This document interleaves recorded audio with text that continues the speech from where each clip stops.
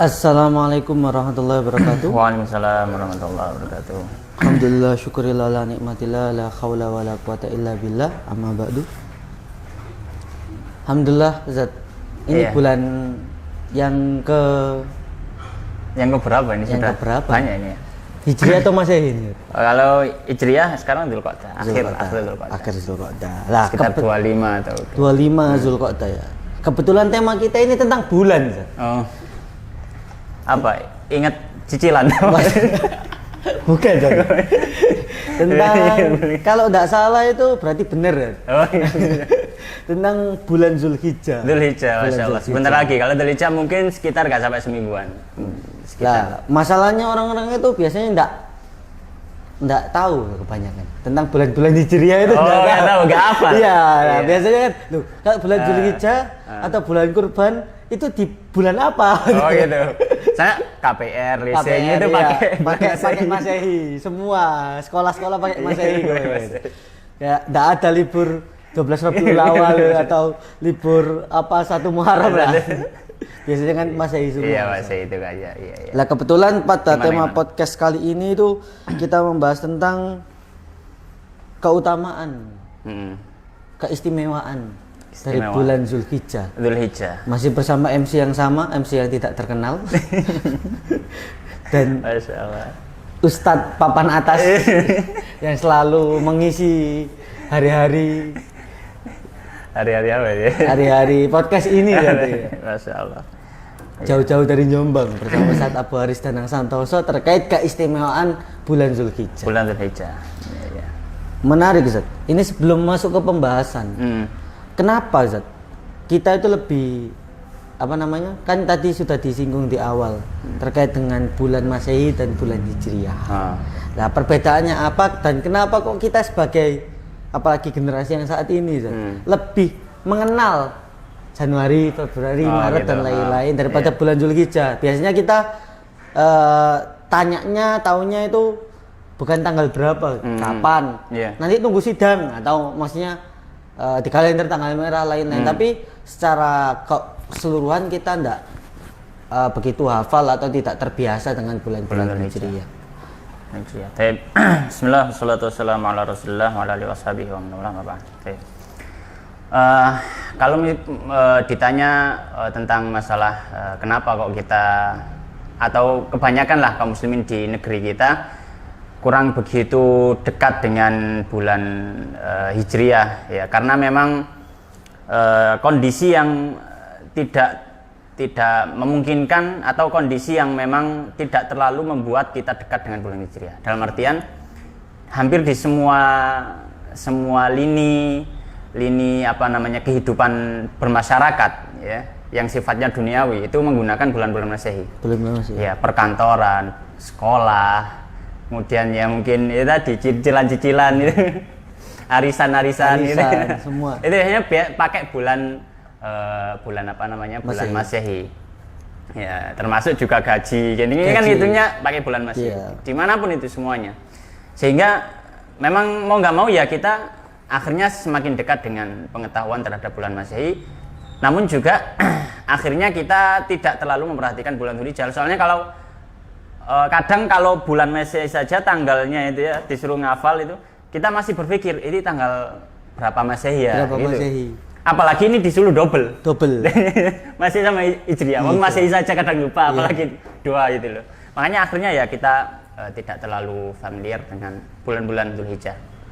Nah, padahal sebenarnya kalau apa namanya kita secara khusus ya kita sebagai kaum muslimin itu bulan Hijriah itu sangat-sangat dekat dengan kehidupan kita karena dia mencakup dengan berbagai macam ibadah.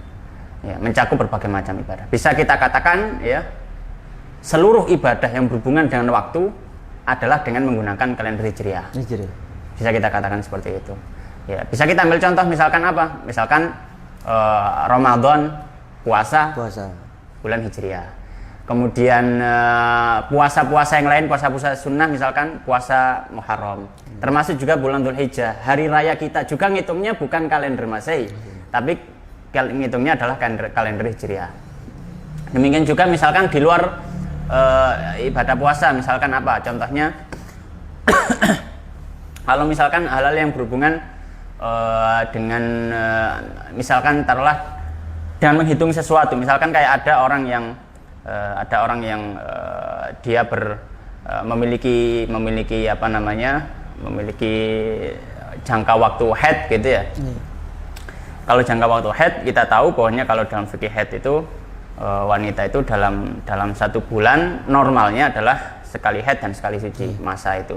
Nah itu ngitungnya perkiraannya lebih mudah pakai kalender hijriah, karena para fuqaha itu ketika membahas itu mereka berpatokan pada kalender hijriah.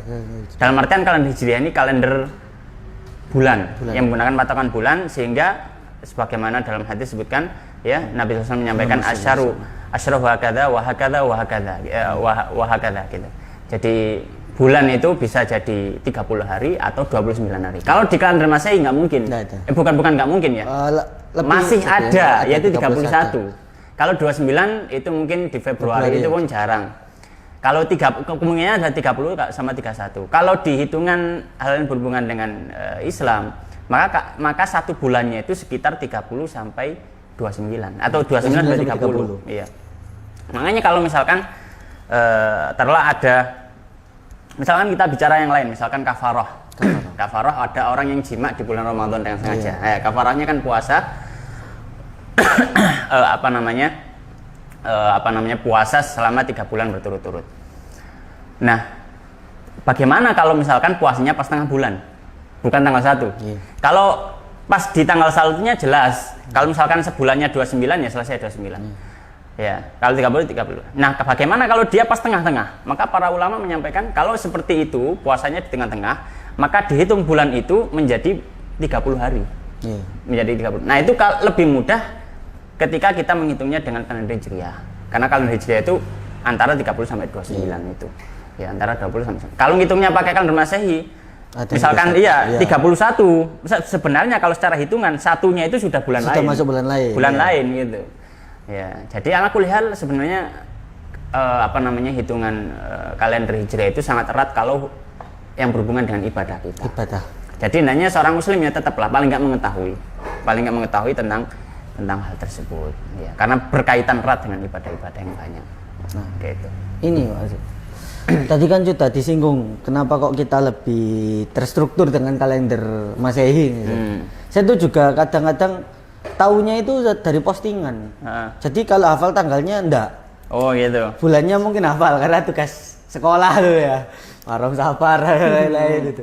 Jadi kayak biasanya kan ada puasa 3 hari tiap bulan. Itu enggak tahu, tiba-tiba pas ada yang ngepost, oh besok. Soalnya kalau kita sendiri, sekarang bulan apa ya? Iya. Akhirnya juga di kalender-kalender yang ada dicetak juga, kalau enggak kalender pondok mungkin jarang juga kalender di HP juga enggak kecuali kalau buka sekarang berapa hijriah bisa mungkin. Jadi itu Zat. Tapi memang apakah memang kalender hijriah ini sendiri itu memang sudah disepakati oleh seluruh umat Islam. Kemudian bulan Zulhijjah gitu kan sering tetap bahasan itu kan. Kita lebih sering dengar bulan kurban. Gitu. Kalau paling yang terkenal di kalangan kita kan mungkin di orang-orang yang biasanya kalau Ramadan itu Syawal, kemudian Muharram atau kemudian kalau Zulhijjah, Zulqa'dah itu kayak pokoknya bulan kurban kan gitu. Itu gimana?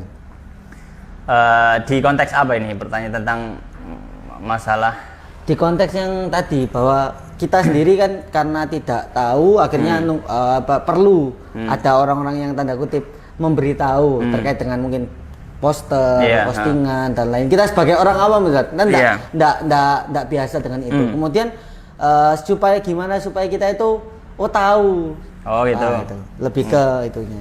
Iya. Ya tentu saja dengan kita paling nggak punya HP masing-masing ya. HP. Kita download lah paling nggak kalau kita sebagai seorang muslim ya, sebagai bentuk bentuk kepedulian kita terhadap agama kita sendiri dan banyak berbagai macam. Kita download nggak besar juga mungkin kalau aplikasi yang kalender hijriah itu kalender hijriah itu. Dari situ nanti kita tahu, soalnya itu tadi memang benar. Jadi sangat erat hubungannya dengan ibadah kita, termasuk tadi puasa Ayyamul Bid. Iya, itu kan bukan dihitung Berarti tanggal 13, 14, 15 Januari. Enggak seperti itu. Itu kita nggak paham ya. Puasa tengah bulan kok di akhir bulan loh. Iya. Tanggal berapa? Tengah bulan. Iya, ya makanya dengan paling nggak dengan download kalender kita hanya tahu lah paling nggak apa ya ibadah-ibadah yang mungkin berhubungan dengan kita. Kemudian kalau tadi disinggung apakah disepakati oleh para ulama ya kita katakan ini sudah berjalan sejak zamannya Khalifah Umar karena di zaman beliau yang mulai membuat satu terobosan dari dulu sudah berlaku kalender semacam itu. Cuma disusun secara lebih rapi itu di zamannya Khalifah Umar dengan susulan kalender Hijriah yang kita tahu sekarang itu. Kemudian dilakukan banyak pengembangan, termasuk juga di Jawa gitu. Termasuk juga di Jawa karena memang prinsip kalender itu kan ada dua ya. Dengan menggunakan hitungan matahari ya atau menggunakan hitungan bulan. Nah, kebetulan kalau yang saya dengar-dengar atau baca-baca gitu. Kebetulan di Jawa ini sebenarnya Jawa kuno itu kalendernya pakai bulan. Oh, yang Petmage itu pakai bulan. Pakai bulan. Ya, jadi mereka ngitungnya kalender Jawa dulu itu pakai bulan. Jadi bukan pakai kalender matahari. Bukan pakai matahari. Nah, kemudian konon ceritanya katanya di zamannya zamannya Kerajaan Mataram Islam. Kerajaan Mataram Islam, Panembahan Senopati itu bikin sebuah terobosan. Kalendernya tetap aturannya tetap dalam artian karena sudah gampang karena sama-sama pakai rembulan, cuma kan nama-nama bulannya agak dirubah sedikit. Ya, kemudian tahun mulainya disamakan dengan tahun awalnya gitu. Jadi tahun itu kan kalau penanggalan Jawa kan pakai Saka gitu. Ya. Penanggalan Saka itu kan startnya itu kan mulai dari Hindu. Kalau Hijriah kan startnya itu kan dari hijrahnya Nabi sallallahu alaihi wasallam. Nah, jadi tetap dilanjutkan cuma sudah dimodifikasi ya akhirnya menjadi kalender Jawa Islam. Jawa Islam. Wah, Jawa Islam. Iya. Kalau misalkan bulan Muharram itu bulan Suro supaya lebih dekat ya. Ya Rejab, kemudian ada seperti ini Dzulqa'dah itu kan kadang agak sulit di lidah orang. Akhirnya ya Dzulqa'dah atau biasanya kalau yang lebih Jawa itu bulan Selo. Bulan Selo. Kalau Idul Hijjah besar. Bulan besar. Iya, bulan besar. Kenapa bulan besar? Karena di situ ada Idul Adha. Dan dalam fikih Idul Adha itu lebih utama dari Idul Fitri. Jadi dia lebih besar, a'zam. Makanya lebih mulia. Iya, Idul Hijjah itu disebut besar. Iya, makan ya. Ya, mungkin ada makannya mungkin. Idul Fitri juga ada. Nah, akhirnya seperti itu. Ala kulli hal itu sebenarnya dalam sejarah perjalanannya juga kalender banyak melakukan terjadi beberapa perubahan gitu ya. Tapi alhamdulillah semuanya menginginkan sebuah tujuan yang satu, yaitu bagaimana supaya tetap itu terjaga untuk melestarikan peribadatan kita pada Allah Subhanahu wa taala. Karena tujuannya seperti itu. Jadi ala kulli hal itu tadi, kalau misalkan upayanya ya kita lihat paling enggak lah download kalender Hijriah itu untuk mengetahui mungkin tentang masalah bulan-bulan itu dan ibadah yang berhubungan dengan kita gitu. Wah, keren sekali. Ternyata ada sebuah hidden gem ya, Bos. Di sejarah Jawa ternyata juga itu tadi. Konon katanya seperti itu yang saya tahu. Nah, ini termasuk penemuan ini. Wah. Ternyata emang iya kita kan lebih sering dengar bulan Suro gitu kan. Iya. Bulan besar gitu kan. Tak disuruh Arabnya enggak tahu. Iya. Orang Jawa disuruh bilang Muharram kayak terlalu panjang. Orang Jawa itu sulit bukan sulit ya. Kayak agak pekewuh kalau terlalu mengucapkan sebuah ucapan yang panjang untuk sebuah panggilan. Iya, lebih dimudahkan. Orang manggil misalkan nama saya misalkan Danang. Orang manggil gak enak mau manggil Danang kurang enak. Ngambil ujungnya nang gitu kan gitu. Nah J celuk J gitu. Jadi orang kalau untuk manggil sesuatu itu orang Jawa khususnya itu agak pekewuh kalau agak panjang itu. Nah termasuk juga Muharram. Ya. Ini Safar atau kalau yang terlalu panjang-panjang Dzulqa'dah, Dzulhijjah gitu. Makanya wis mulut bakda mulut gitu aja karena itu ada. Karena bil awal ada mulutan, bil akhir habis mulutan itu bakda mulut itu. Jadi lebih gampang gitu. Ternyata ada sebuah misteri ya. Ada kedekatan secara tidak langsung. Iya. Menarik, masih bilang tentang bulan Dzulhijjah atau bulan besar atau bulan kurban, bulan haji ada macam-macam itu kan. Lah keistimewaannya kalau misal apakah dalam Islam itu setiap bulan itu istimewa atau kemudian ada yang lebih istimewa termasuk bulan Zulhijjah ini, atau ada ibadah-ibadah khusus di bulan Zulhijjah ini yang tidak dibolehkan untuk dilakukan di luar bulan Zulhijjah atau seperti apa? Iya. Baik. Sebagaimana Allah Subhanahu wa taala menyebutkan juga dalam Al-Qur'an surat Taubah, mungkin zaman juga sudah hafal, inna iddatasyuhuri indallahi 12 syahran fi kitabillah, ya. Pokoknya jumlah hitungan bulan itu di sisi Allah itu 12. Ya. Kemudian disebutkan di situ di sebagian ayatnya minha arba'atun hurum. Di situ ada 4 bulan haram. Ya. Termasuk 4 bulan haram yang disebutkan oleh para ulama adalah diawali dari Dzulqa'dah. Sekarang ini sebenarnya kita berada di bulan haram. Dzulqa'dah, ada Dzulhijjah, kemudian Muharram, kemudian ada Rajab. Ya, Rajab agak misah. Dan dari 4 bulan haram ini semuanya memiliki keistimewaan kalau dipandang secara khusus. Ya, Dzulqa'dah ada keistimewaan tersendiri, Dzulhijjah punya keistimewaan tersendiri, Muharram punya keistimewaan sendiri, Rajab juga sama. Tapi kalau dipandang secara umum maka hampir sama semuanya bulan ini. Ada satu aturan yang disebutkan oleh para ulama, ketika bulan haram ini tidak diperbolehkan melakukan peperangan atau pembunuhan. Karena itu nanti dosanya bisa dilipat gandakan. Ya. Dan oleh karenanya dulu dan ini pun sudah dikenal sejak sebelum masa Islam. Makanya ada satu kisah Nabi SAW itu pernah ngirim satu pasukan di awal-awal hijrah. Itu kan kaum muslimin hartanya kan banyak yang ditinggal di Mekah gitu ya. Akhirnya mereka nggak punya harta. Nah, mau nggak mau ya mereka juga merampas harta dari orang musyrik, ya, mencegat kafilah dagang mereka. Nah, akhirnya terjadilah sebuah dalam upaya itu tadi mencari harta, terjadilah sebuah peperangan terjadi. Kemudian ada seorang orang kafir musyrik Mekah yang terbunuh, dan itu terjadi bulan Rajab. Akhirnya orang-orang musyrik Mekah itu mencela Nabi SAW luar biasa. Itu menjadi tambahan amunisi mereka untuk semakin mencela Nabi dan agamanya. Karena tidak boleh. Karena Nabi itu terlihat dia tidak menghormati bulan haram. Tidak menghormati bulan haram. Ya. Makanya akhirnya Allah Subhanahu wa taala menurunkan dalam Al-Qur'an disebutkan wa yas'alunaka 'anis syahril harami qitalin fih. Mereka bertanya kepadamu tentang bulan haram, perang di dalamnya gimana? Qul qitalun fihi kabir. Perang itu memang besar. Dalam artian menjadi sebuah dosa besar, dalam artian membunuh orang di bulan haram atau melakukan peperangan di bulan haram. Peperangan di bulan haram termasuk dosa besar. Akan tapi kemudian Allah Subhanahu wa taala menyampaikan di lanjutan ayat itu bahwasanya akan tetapi yang mereka lakukan orang musyrik itu ketika mereka mengusir orang-orang kaum muslimin, menghalangi orang untuk masuk Masjidil Haram, Nabi kan nggak boleh lagi masuk kan, sudah diusir. Untuk beribadah, untuk tawaf di situ, untuk sholat di situ. Kemudian orang yang masuk Islam dihalang-halangi, itu lebih besar dosanya. Makanya kemudian di situ di tengah-tengah ayat kemudian Allah menyampaikan wal fitnatu akbaru minal qatl. Fitnah yang dimaksud di sini adalah dosa syirik, kekufuran, dan itu lebih berat, lebih besar dosanya daripada membunuh di bulan haram. Ya, jadi ala kulli hal secara umum bulan haram itu tidak diperbolehkan melakukan peperangan dan juga pembunuhan. Ya. Secara spesifik kalau bulan Dzulhijjah sendiri maka dia memiliki keistimewaan yang luar biasa. Kalau dibandingkan 4 bulan haram itu keistimewaan dimiliki oleh bulan Dzulhijjah lebih banyak. Kalau disebutkan, kalau kita lihat dalam hadis-hadis atau riwayat-riwayat yang ada. Di antaranya apa saja? Di bulan Dzulhijjah itu yang pertama, dari bulan Dzulhijjah itu ada berbagai macam ibadah yang terkumpul dan tidak didapati di bulan lain. Apa saja yang terkumpul dan tidak didapati di bulan lain? Yang pertama adalah tentu saja hari Id.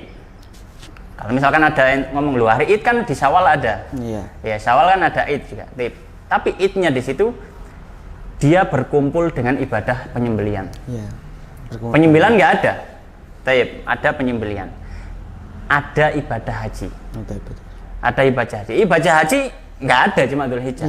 Ya, dan di ibadah haji itu banyak sekali rentetan ibadah yang luar biasa, termasuk adalah Arafah. Ya, Al-Hajj Arafah. Nah, ya. Maka ibadah-ibadah ini hanya terkumpul di bulan Dzulhijjah. Ya, ketika ada hari Id, kemudian ada juga penyembelihan, kemudian juga ada ibadah haji. Oleh karenanya para ulama menyampaikan bahwasanya Idul Adha itu lebih apa ya? Kalau ditanya mana yang lebih afdol antara Idul Fitri atau Idul Adha, maka para ulama mengatakan yang lebih afdol Idul Adha. Karena Idul Adha itu mengumpulkan berbagai macam ibadah yang tidak dimiliki oleh Idul Fitri. Di antaranya tadi ada sembelihan, itu nggak ada Idul Fitri. Ada haji, tidak dimiliki oleh Idul Fitri. Nah, kemudian juga selain itu juga memiliki ibadah puasa-puasa. Ada ibadah puasa-puasa. Yang diantaranya yang disyaratkan adalah yang pertama, puasa sejak tanggal 1 sampai tanggal 8. Itu secara spesifik dalam hadis Nabi SAW dalam sebuah riwayat ya dari Abu Dawud, disebutkan oleh Sunan Abu Dawud, Sunan Nasai, ya karena Nabi SAW yasumu tis'atil hijjah. Nabi SAW puasa 9 hari di bulan Dzul Hijjah. Maksudnya 9 hari ini 9 hari di awal itu. Ya, nah maka para ulama mengatakan 9 hari itu disunahkan untuk berpuasa. 1 sampai tanggal 8 dalil pensyarahnya adalah hadis ini.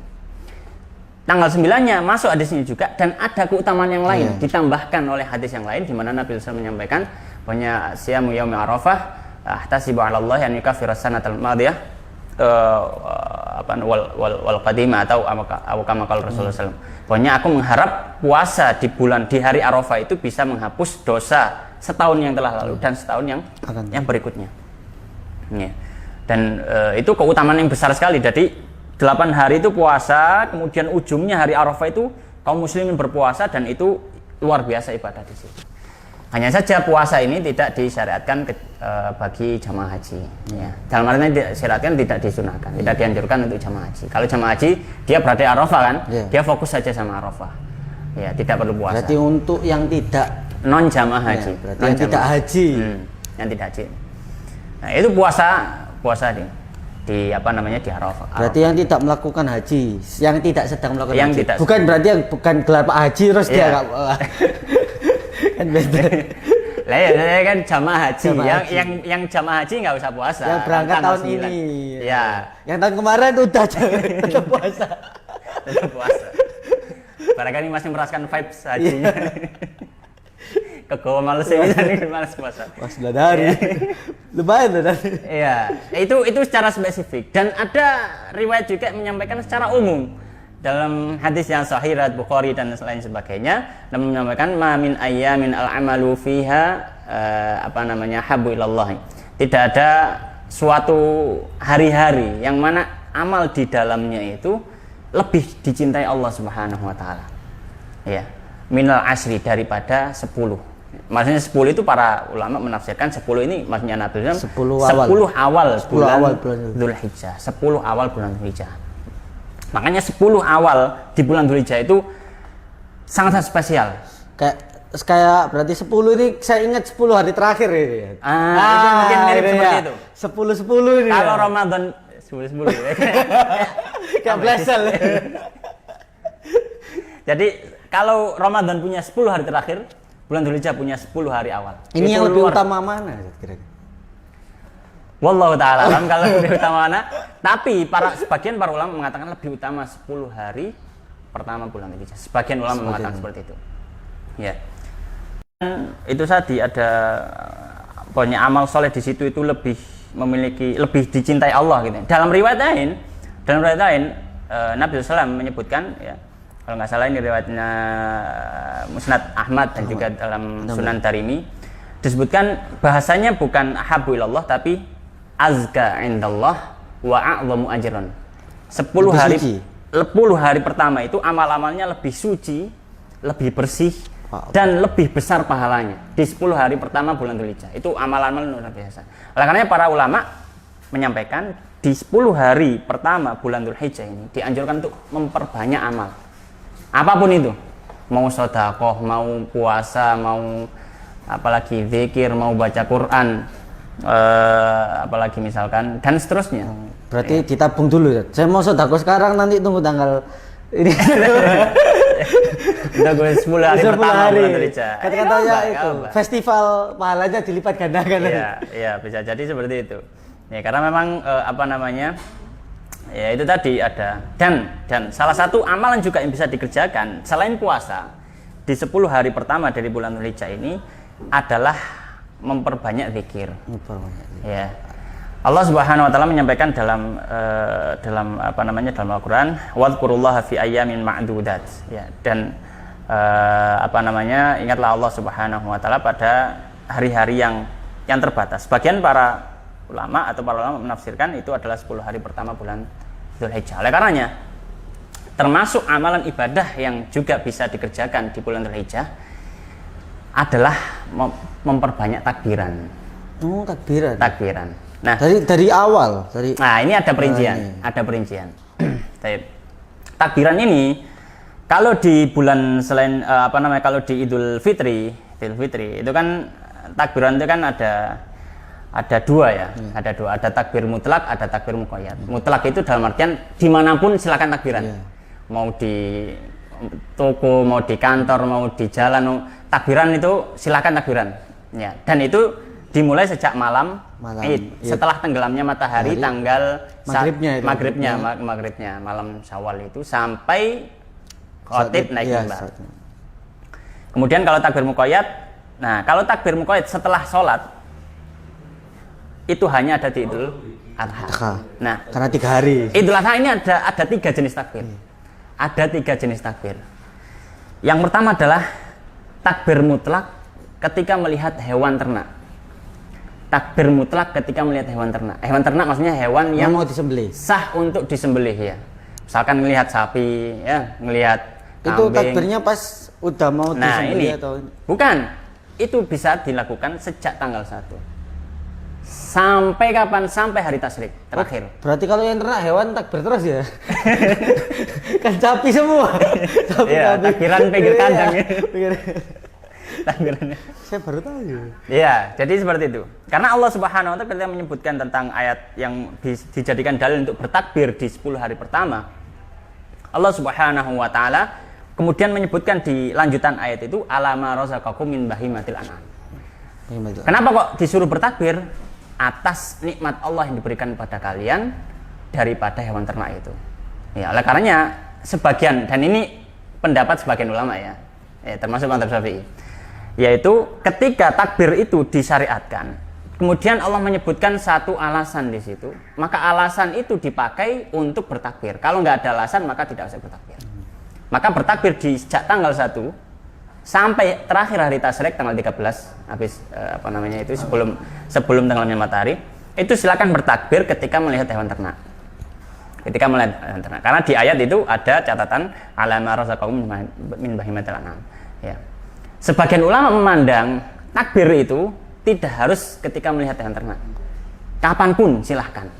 Nggak harus kapan melihat. Iya, tidak berbatas. Ya, dan ini menurut pendapat sebagian ulama. Ya, termasuk mazhab Hambali. Mazhab Hambali dia kapanpun sejak tanggal 1 itu sudah silakan takbiran. Silakan takbiran. Nggak nunggu lihat hewan ternak dulu. Tapi kalau sebagian ulama, diantaranya mazhab Syafi'i, harus lihat hewan ternak karena ada catatan. Itu harus langsung. Kalau wallpaper HP-nya diganti kambing gitu kan, akhirnya dia, lihat langsung. Nggak bisa. Itu gambar bukan hewan. Oh iya. Gambar hewan. Berarti harus saya baca ya. Iya. Bukan. Iya. Supaya takbiran. Iya. Jadi harus melihat hewan itu. Ala kulli hal yang disepakati adalah bahwasanya itu memang disyariatkan untuk bertakbir, ya. Dan bertakbir itu secara khusus, secara umum memperbanyak zikir apapun. Ini enggak ada khusus kalau lihat sapi, kambing ketika kalau zikir enggak, kalau zikir umum ya, kalau zikir bukan takbiran ya. Yeah. Kalau zikir umum ya silahkan mau habis sholat atau sebelum sholat, atau mungkin pas yang nganggur zikir ketika ini subhanallah alhamdulillah wa la ilaha illallah akbar. Itu dilipat gandakan ya, amalnya dilipat gandakan. Baik, itu untuk takbiran yang pertama. Takbiran yang kedua adalah takbir mutlak. Yang kedua itu tadi takbir muqayyad ya. Jadi takbir muqayyad itu ada 2 kalau di Dzulhijjah. Takbir muqayyad itu kan diberi catatan gitu ya. Takbir muqayyad dengan hewan, takbir muqayyad dengan sholat. Oh, dengan sholat. Iya. Ya, kalau takbir mutlak kapanpun dimanapun. Nah, kalau takbir mutlak maka itu bisa dilakukan sejak malam. Sejak malamnya. Malam Id. malam Id. Berarti tanggal 9 pas tenggelamnya matahari. Maghrib ya. Tanggal 9 Dzulhijjah atau pas hari Arafah itu pas tenggelam matahari, maka di situ sudah mulai silakan takbiran sampai besok tanggal 13. Bukan, kalau takbir mutlak nggak sampai tanggal 13. Kalau takbir mutlak sampai khotib naik ke atas mimbar. Sama kayak yang itu. Sama kayak Idul Fitri. Itu takbir mutlak.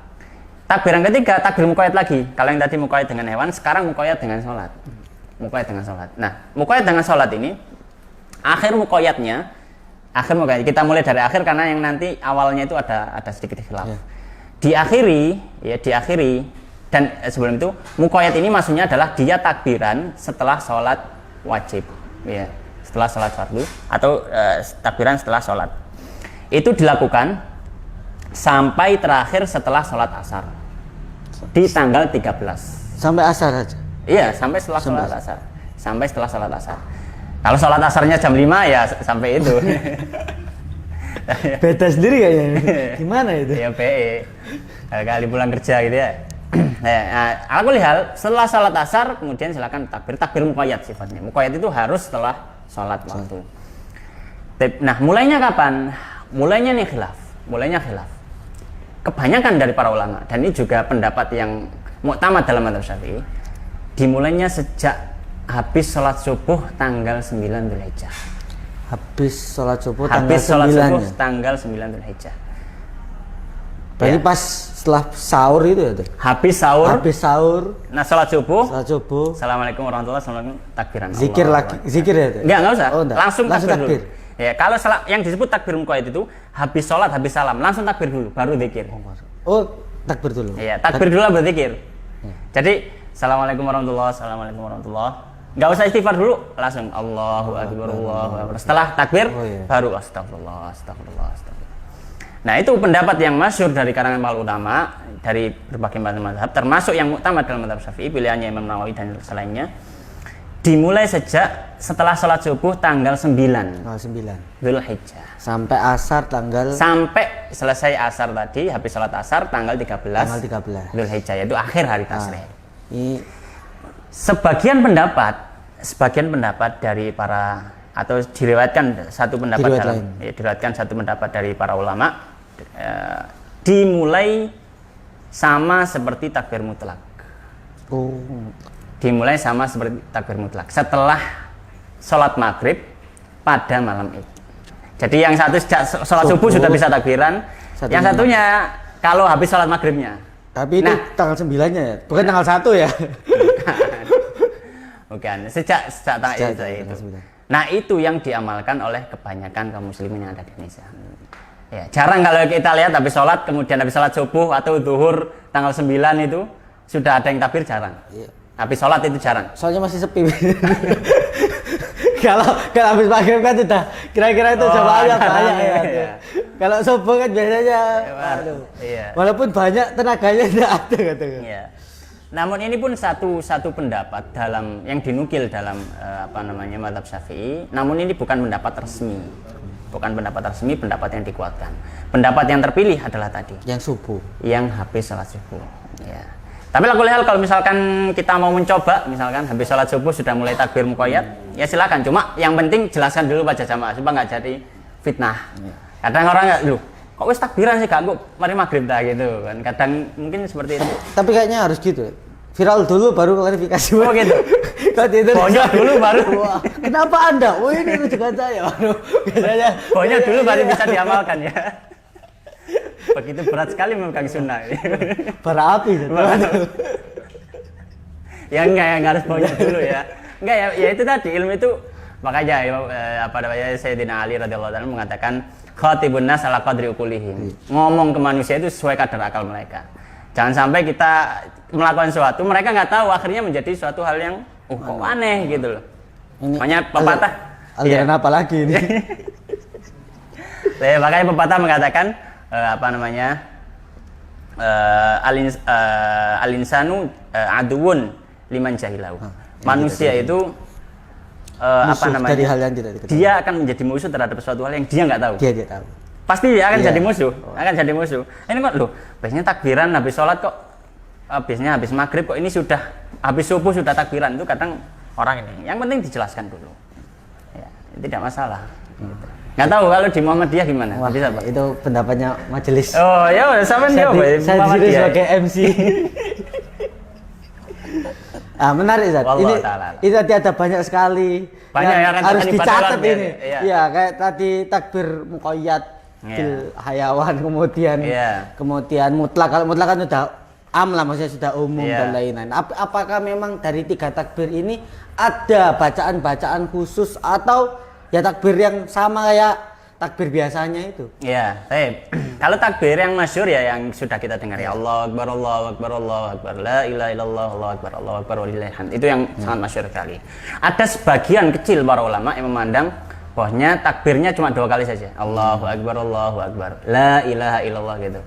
Cuma ini sebagian kecil dari para ulama. 2 sama 3 ya? Iya, dan kebanyakan ulama kalau dari 4 mazhab mengatakan takbirnya 3 kali karena di situ juga ada riwayat dan itu ada ziyadah tambahan zikir lebih utama. Ya, jadi Allahu Akbar, Allahu Akbar. Walillahil hamd. Apa walillahil ilham? Ya, yang penting mau zikir dulu lah. Ya, walillahil hamd gitu. Walillahi alhamdu. Alhamdulillah. Puji. Iya, gitu. Jadi seperti itu. Nah, itu untuk siqah zikir yang siqah takbir yang umum ya, masyhur. Ada tambahan terkadang kita dengarkan di masyarakat. Apa itu? Itu tambahan Allahu Akbar kabira walhamdulillahi katsira wa subhanallahi bukratan wa asila la ilaha dan seterusnya itu ya. Apakah ini diperbolehkan untuk ditambahkan dalam lafaz takbir? Kita katakan ini diperbolehkan. Dan itu pendapat banyak dari kalangan para ulama. Dan ada satu riwayat dari sahabat Ibnu Mas'ud radhiyallahu taala anhu, kalau nggak salah diriwayatkan oleh Baihaqi dalam kitab sunannya, beliau menyampaikan bahwasanya ketika bertakbir silahkan kalian menambahkan tahmid, tahlil dan seterusnya. Bahkan nambah sholawat pun boleh. Jadi ala kulli hal intinya menambahkan zikir yang lain ketika bertakbir tidak masalah. Dan itu masuk dalam keumuman menambahkan zikir yang lain. Berarti semakin panjang ya? Semakin tidak hafal ini. Ya, kalau kita ya baca yang sudah masyhur ada di masyarakat. Itu pun sudah mencakup banyak ada tasbihnya, ada tahlilnya gitu kan. Ini yang mutlak atau yang semua? Itu yang ya apapun, pokoknya takbir apapun gitu. Berarti nanti mulai kalau lihat hewan langsung Allahu Akbar. Dan itu memang lafadz itu adalah bukan lafadz syar'i dalam artian gini. Bukan lafadz syar'i itu artinya dia bukan lafadz yang memang disebutkan oleh Nabi. Kalau kita cari riwayatnya nggak akan ada dari Nabi.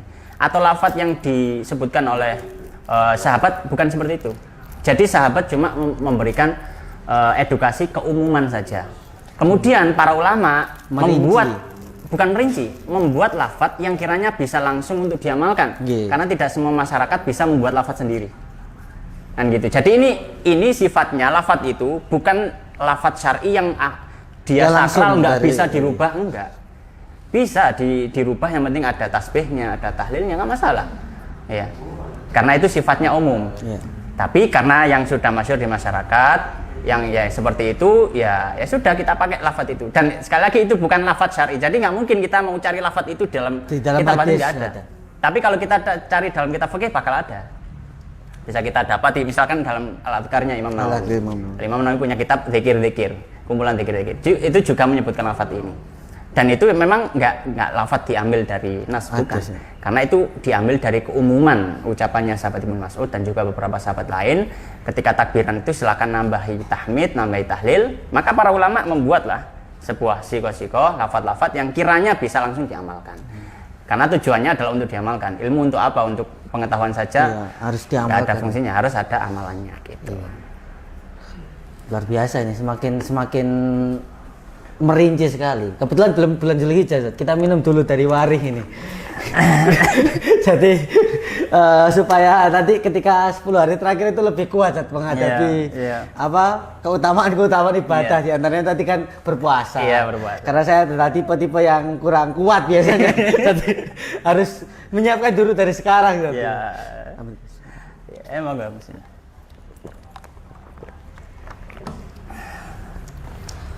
Kalau tadi kan secara umum berarti puasa ya, fadilah-fadilah keutamaan yang di bulan Dzulhijjah salah satunya ibadah yang kan dilipat gandakan di bulan haram, khususnya di bulan Dzulhijjah yang tadi a'dham yang lebih besar pahalanya, kemudian azka maksudnya lebih suci dan lain-lain. Di antaranya tadi puasa dari hari 1 Hari sampai 1 sampai 9. Kemudian yang kedua memperbanyak takbir. Takbir apa zikir? Ya, zikir secara umum, takbir secara khusus. Zikir secara umum, takbir secara khusus. Iya. Kemudian apa lagi Zat, kira-kira yang bisa? Walaupun sebenarnya saya ini lebih ke bertanya sih. Kalau melakukan semuanya kayaknya juga berat ya. Jadi saya aja baru tahu kalau ada 9 puasa ini. Biasanya kan ya puasa tanggal 9 aja gitu iya. kan kayaknya. Iya. Ya maklum ya newbie Zat. Enggak apa-apa. Innamal ilmu bita'allum. Ilmu itu dapat dengan belajar. Kalau nggak belajar namanya laduni. Waduh, laduni. Saya enggak bahas itu dan beda konteks, bisa materi khusus kalau itu laduni. Iya. Amalan apa yang bisa dilakukan? Tentu saja ketika berpuasa, ketika ada sebuah syariat puasa, amalan utama setelah itu yang mendampingi syariat puasa adalah memberi menu buka puasa untuk orang yang puasa. Wah, berarti kita enggak puasa aja menerima kan? Kan katanya dalam hadis yang kasih makan orang berpuasa seperti itu.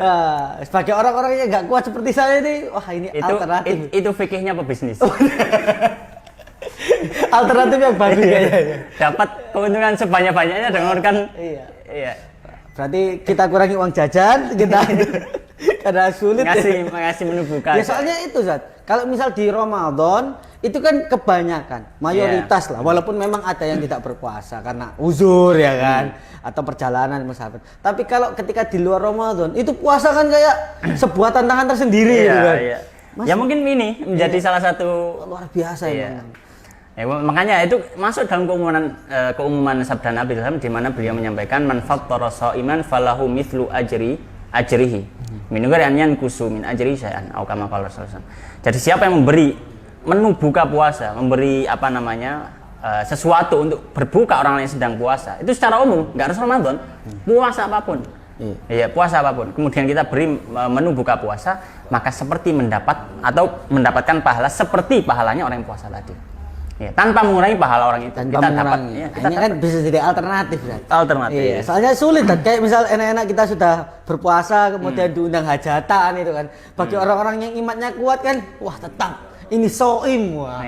Bagi orang-orang yang mulai tadi kan nggak ada yang tahu ya kalau saya puasa mulai aneh. Berarti satu tadi puasa. Kemudian kedua zikir dan takbir. Kemudian yang ketiga ini memberi makan. Ya. Ini puasa umum ya? Puasa umum ya. Sejak tanggal 1 itu. Sejak tanggal 1 khususnya. Nanti minta tolong diinfo teman-teman yang ada orang-orang yang berpuasa di tanggal 1 TKI nggak poso. Kita harus memastikan kita siap menggelontorkan menu takjil spesial ya. Ya, jadi ya itu termasuk amalan yang utama. Kemudian terakhir catatan ada catatan juga. Untuk ibadah puasa ini maka diharamkan puasa pada hari Id tentunya dan 3 hari tasyrik. 3 hari tasyrik. Jadi tanggal 10, 11, 12, 13 haram hukumnya puasa. Kalau tetap puasa yang pertama, puasanya nggak sah. Kalau dia tahu hukumnya, tetap puasa, pertama puasanya nggak sah. Kemudian dia malah dapat dosa. Ya, malah dapat dosa. Kalau tahu hukumnya kalau tahu hukumnya malah dia dapat dosa. Karena sengaja dia berpuasa di hari yang memang nggak boleh puasa. Nggak boleh puasa. Ya gitu. Berarti yang nggak berpuasa dapat pahala kan? Yang nggak berpuasa dapat pahala. Kok wakil ya pahala gitu. Hanya ini sulit kayaknya. Iya. Dan orang yang normal kayaknya tidak akan berpuasa kan. Gitu. Soalnya kan itu adalah hari-hari bakso. Hari-hari rendang. Hari bakaran. Hari bakaran itu kan hari-hari di mana kaum muslimin merasakan daging yang mungkin tidak mereka rasakan sebelumnya gitu. Biasanya kan kalau saya biasanya makan tewel, akhirnya makan daging gitu. Berarti itu 4 hari ya? Berarti 4 hari itu nggak boleh 10, 11, 12, 13 nggak boleh. Dan nggak bolehnya itu bukan cuma nggak boleh saja itu, nggak bolehnya sampai level haram. Sampai level haram dan tidak sah. Kalau misalkan beberapa hari kan ada yang dia nggak boleh puasa di situ, tapi kalau puasa nggak sampai levelnya mendapat dosa gitu ya. Misalkan atau nggak sampai levelnya itu puasanya nggak sah. Misalkan puasa setelah lewat pertengahan Sya'ban dan dia belum punya kebiasaan puasa sebelumnya, itu kalau dia tetap puasa dia nggak dapat dosa, dia tetap boleh dan sah puasanya. Tapi ya itu tadi tidak dianjurkan puasa. Tapi kalau ini memang haram hukumnya. Haram Hukumnya, nggak boleh dan tidak sah. Ya, penting Anda beri makan yang berpuasa tadi 1 sampai 9. Iya. Atau Anda yang sendiri yang puasa. Ya, jadi benar-benar 1 sampai 9 itu dimaksimalkan. Hari-hari yang penuh dengan ibadah gitu. Hari-hari yang penuh dengan ibadah. Mohon teman-teman ya tanggal 1 sampai 9 kurangi bermain ya kan, karena bermain menghabiskan tenaga Anda puasa, ibadah itu kan. Karena ini masih kurang masyhur. Memang 10 hari terakhir itu kita dapati vibes-nya itu kayak 10 hari pertama harusnya juga. Saya itu mau tidur itu kayak merasa berdosa itu kan. Lihat teman-teman kok, waduh ini apa ini? Nah, ikut akhirnya FOMO dalam ibadah. Iya. Ya bagus juga. Nah, termasuk juga ibadah yang besar adalah berkorban. Alhamdulillah dari tahun kemarin saya berniat. Tahun ini berniat juga. Iya, enggak apa-apa. Semuanya dimulai dengan niat. Iya. Qadarullah ada aja. Tak tahu ini. Kalau memang benar-benar berniat dan memang ada upaya di situ, kemudian memang ya qadarullah sudah nggak bisa, insya Allah sudah dicatat. Pahalanya sudah dicatat. Pahalanya niat. Pahala niat tapi ya. Bukan pahala kurban. Nah ini menarik, masih bahas kurban di bulan Dzulhijjah. Nah kalau misalkan ada orang-orang kayak saya ini, kalau misal susah menabung gitu kan. Kalau ikut arisan atau arisan kurban yang biasanya ya saya juga nggak tahu sih, cuma pernah dengar aja, maksudnya iuran kemudian nanti apakah dapat uang atau kambing itu gimana Zat? Tapi kayaknya benar-benar pengen gitu, atau lebih baiknya dititipkan ke keluarga yang terpercaya, titip uang buat kurban atau gimana? Ya. Lebih baik. Yang saya tahu itu kalau arisan kurban itu bahasanya saja arisan. Tapi sebenarnya di situ seperti nabung. Seperti nabung. Jadi kan orang bayar duit ke situ gitu kan, kemudian pas nanti hari kurban duitnya diambil kan itu. Duitnya diambil. Kalau misalkan sudah cukup. Ya, maka kalau model seperti itu nggak apa-apa, itu seperti tabungan biasa. Ya, ketika dia ngasih ke satu orang tadi, ya, kemudian setelah berkumpul, kemudian kita ambil, ya. Kemudian kalau misalkan kita ngasih ngasih tips ke orangnya tadi, maksudnya yang megang arisan itu boleh nggak? Boleh saja, nggak boleh, nggak masalah. Itu sebagai ujroh, sebagai apa ya, jasa dia sudah mau nyimpenin duit kita gitu. Jasa mau nagihin tiap bulan itu kan, itu kan boleh saja, nggak masalah gitu. Jadi kita kasih ujrohnya seperti itu, ya. Kemudian kita ambil, kemudian kita buat kurban. Ya nggak masalah kalau model arisannya semacam itu. Gitu. Masih di kurban saat ini, kayaknya. Kan ada beberapa postingan ternyata bahwa kan kalau kambing itu kan kurbannya 1 orang, sapi 7 orang dan lain-lain. Ini saya dengar pas nyekrol itu kan kurban itu ya cukup 1 aja. Kalau sapi aja buat sekeluarga, kalau kambing aja sekeluarga. Saya juga sapi aja untuk sekeluarga maksudnya gimana? Satu orang beli 1 sapi? Ya misal ayah gitu kan kurban sapi kan biasanya 7 orang hitungannya kan. Buat keluarga saya nyumbang sapi gitu kan, buat 7 orang ini gitu. Tapi kemudian kalau kambing kan 1 orang biasanya. Tapi kan beberapa ketika di sosmed itu kayak ya kambing itu bisa buat sekeluarga gitu. Jadi ketika disebut itu untuk keluarga ini gitu kan. Berarti kalau ayah saya udah kurban, ya saya nggak usah. Ayah jadi kayak gitu ya, atau gimana? Jadi untuk sapi jelas ya. Sapi kan jelas kan udah banyak. Ini kan kambing, problemnya kan kambing. Kambing boleh nggak kambing? 1 kambing diatasnamakan 1 keluarga. 1 kambing diatasnamakan keluarga. Kalau maksudnya yang dimaksud dengan mengatasnamakan itu adalah kurbannya seluruh anggota keluarga itu, maka tidak boleh. Tidak boleh. Kalau maksudnya ini kurbannya saya, anak saya, istri saya, ini tidak boleh.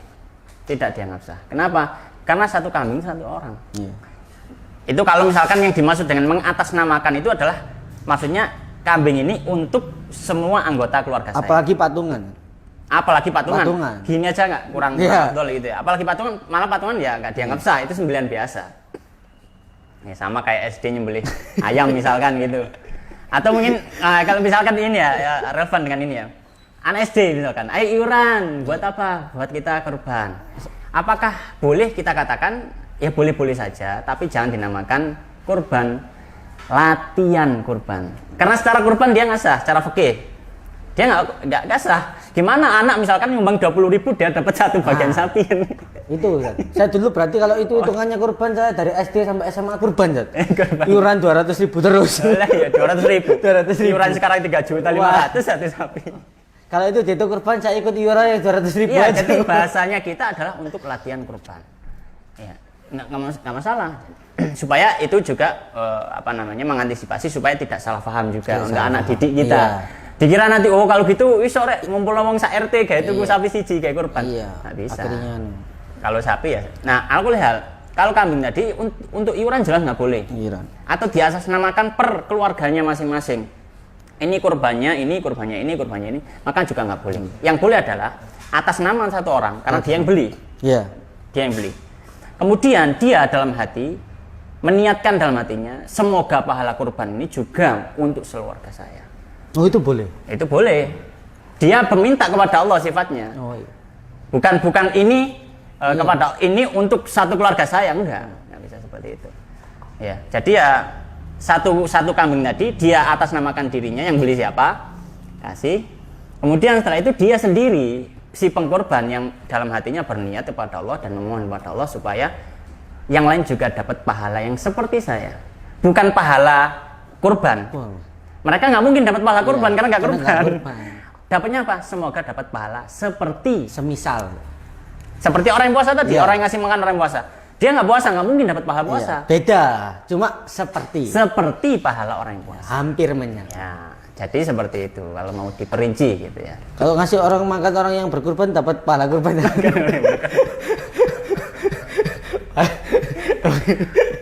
Ngasih makan kambingnya mungkin dapat pahala ngasih makan hewan. Ya, fikul lirat batin ajrun. Jadi setiap yang berjawa itu punya pahala gitu. Ya. Kayaknya arisan boleh teman-teman. Jadi segera ikuti arisan. Tapi kalau sekarang sudah mentok. Iya, biasanya sudah ini nggak bisa. Tahun depan. Tahun gitu ya. Setidaknya niatnya tahun ini gitu. Kalau Anda niatnya tahun depan, kurbannya enggak tahu tahun kapan.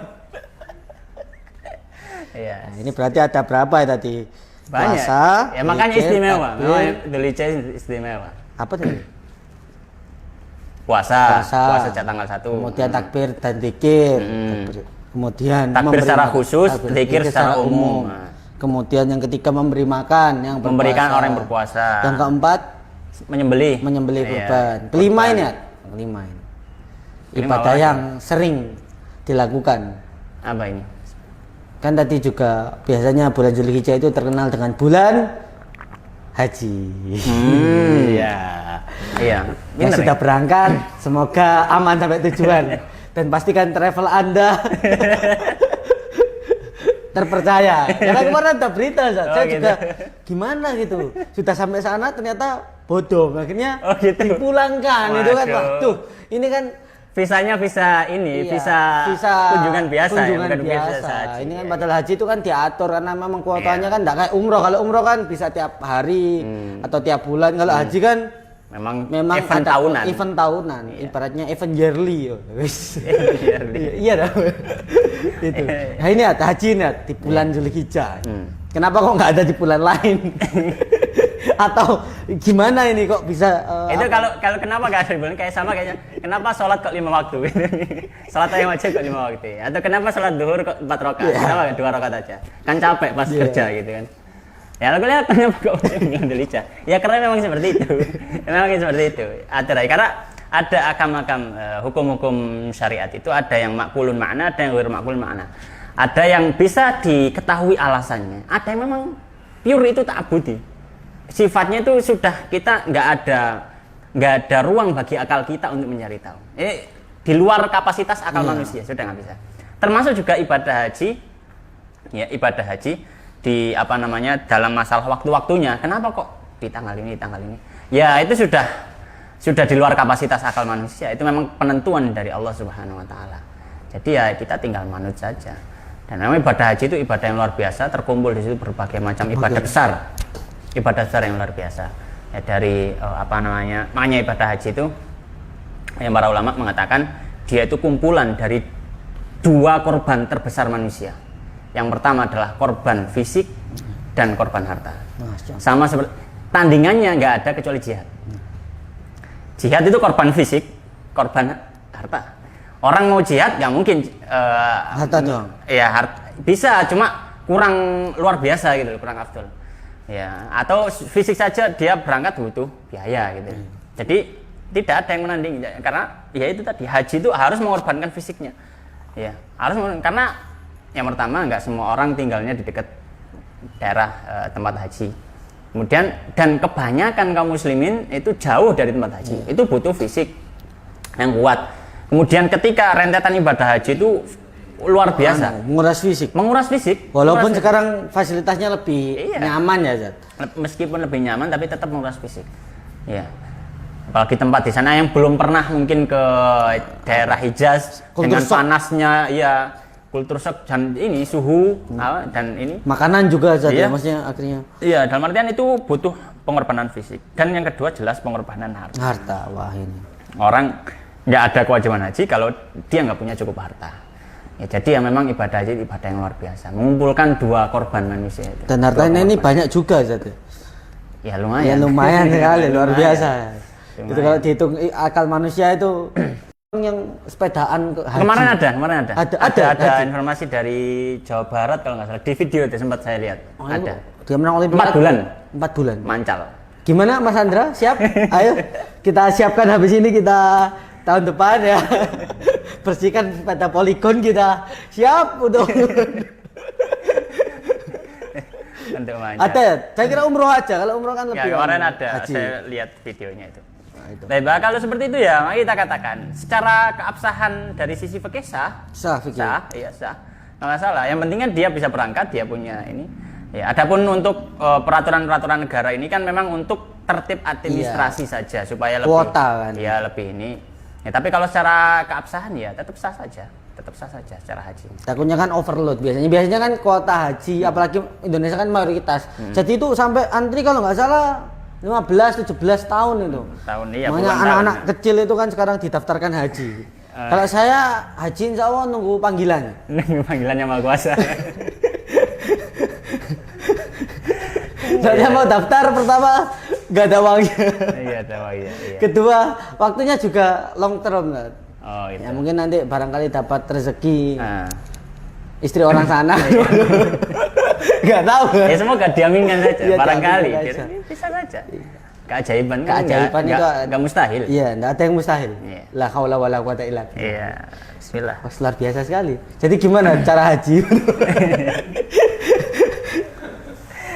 Iya, ya seperti itu karena haji itu ibadah yang luar biasa mulia. Jadi ya benar itu tadi salah satu puncak keagungan di bulan Dzulhijjah itu ibadah haji. Ibadah haji. Luar biasa. Berarti yang belum bisa haji, yang 4 tadi dilakukan ya. Jadi jangan karena Anda tidak berangkat haji, saya tidak mau ibadah waduh. Enggak, jangan. Ya. Kita tetap lakukan ibadah yang semampu kita. Khususnya nomor 3 tadi ya. Memberi makan. Orang-orang yang berpuasa ini kan. Mulai dari teh gelas gorengan kan sudah enggak. Meskipun nilainya kecil maka itu bisa jadi bernilai pahala yang besar. Iya, di sisi Allah. Di sisi Allah. Jadi dari teh gelas meraih surga. Iya. Dari kan tadi kan sempat disinggung tidak boleh perang. Sementara kita di zaman yang damai kecuali ya teman saudara-saudara kita yang sedang bumi ribat kayak di Palestina dan lain-lain. Semoga Allah Subhanahu wa taala memenangkan dan lain-lain. Tapi kan apakah di bulan haram itu seperti apa gambaran secara umum?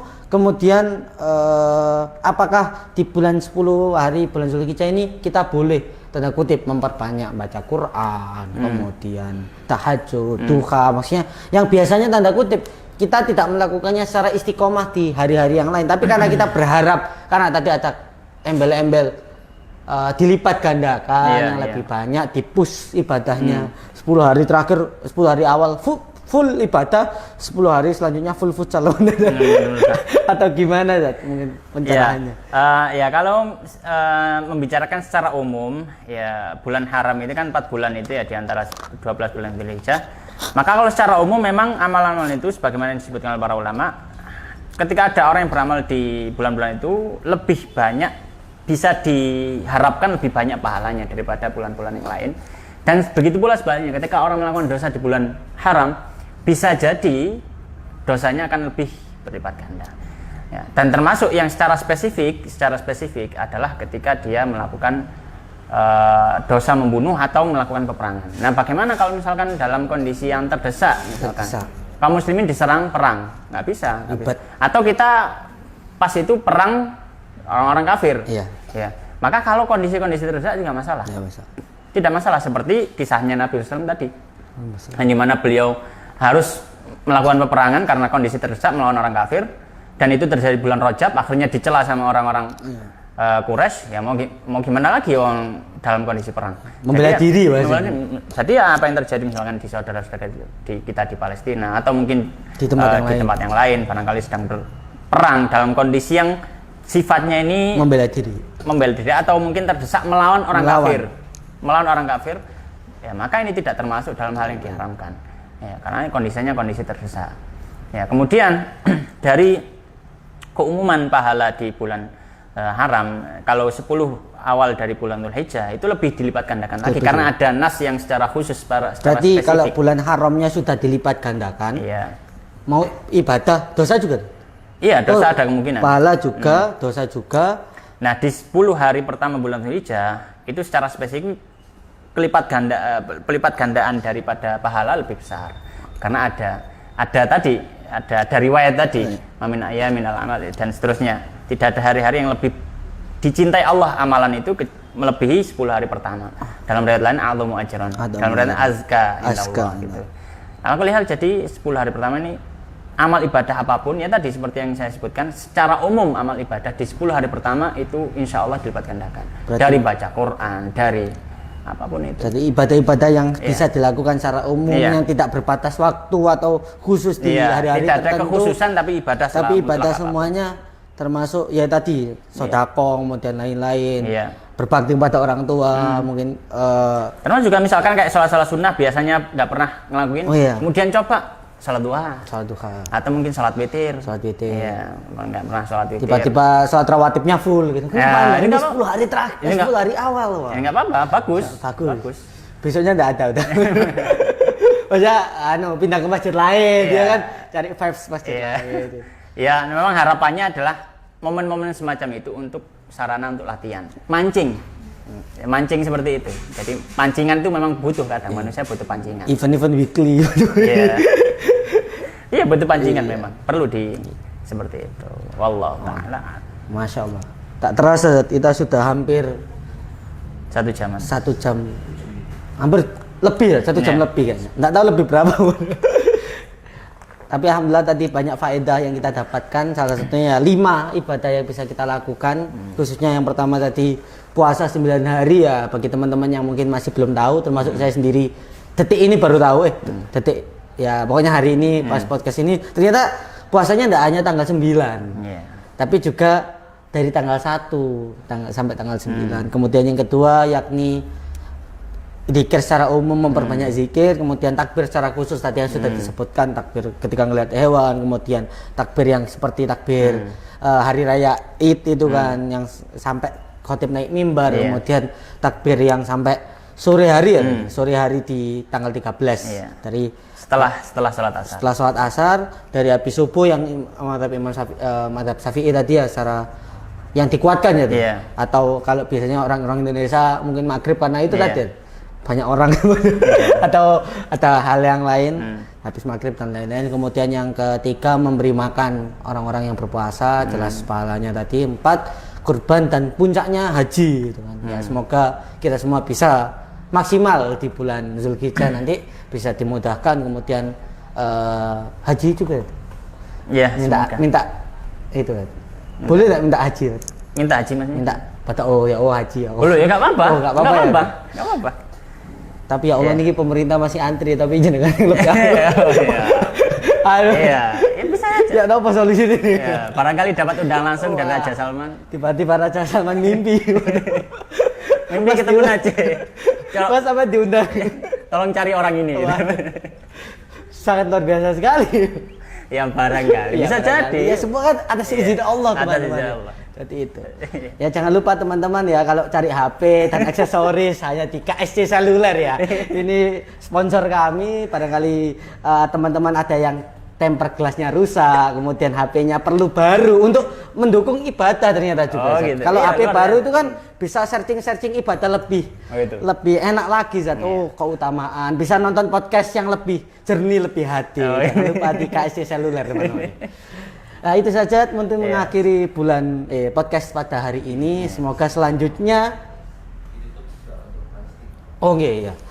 Semoga selanjutnya bisa ada podcast-podcast yang lain yang lebih berisi dengan MC yang berbeda dan pemateri yang sama.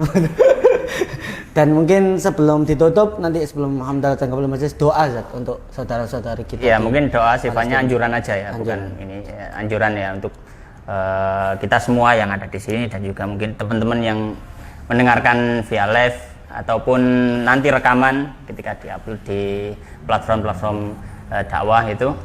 Ya, kita mengingatkan lagi bahwasanya perjuangan dari saudara-saudara kita yang di Palestina ini belum selesai gitu. Jadi ada banyak dari saudara-saudara kita yang membutuhkan bantuan di sana, entah itu bantuan secara material ataupun moral, bantuan doa ataupun bantuan yang sifatnya memang fisik. Ya.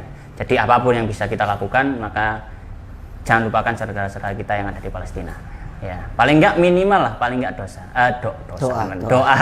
doa ya, jangan pelit-pelit kita berdoa gitu, jangan pelit-pelit kita doa ya, doa silahul mukmin, doa adalah senjatanya orang mukmin ya, kita berdoa untuk mereka yang di sana dan jangan lupakan juga kalau misalkan kita sebagai mungkin ya ada kesempatan kita untuk misalkan Mas Najih kan ada khutbah gitu ya, khutbah Jumat, ketika berkhutbah jangan lupa untuk mendoakan juga kaum muslimin dan di sana supaya itu diaminkan oleh jamaah ketika itu di waktu yang berkah, di waktu Jumat seperti itu.